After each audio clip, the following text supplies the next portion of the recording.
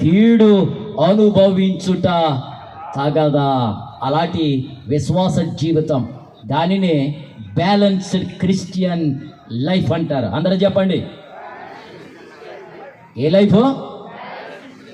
సమతూకము కలిగిన, సమస్థితి కలిగిన క్రైస్తవ విశ్వాస జీవితం అంటే యోబుదేనండి. చప్పలు కొట్టి దేవుని స్తుతించండి. యోబు యొక్క నిరీక్షణను బట్టి, యోబు యొక్క విశ్వాసాన్ని బట్టి ఆ యోబు అంటాడు, ఇదిగో నా విమోచకుడు సజీవుడు. ఈ మధ్యనే మనం ఏం చేసుకున్నాం?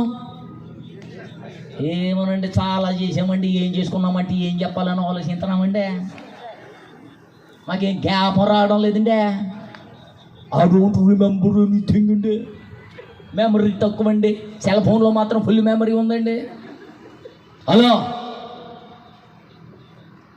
హలో, ఈ మధ్యన ఏం చేసుకున్నాం మనం?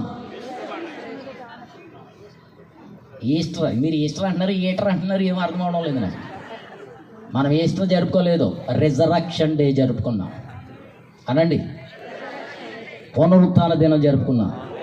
యేసయ్య పునరుత్థాన దినం జరుపుకున్నాం. హల్లెలూయా. ఆ సంగతి యోబే ఎప్పుడో చూసేసాడు.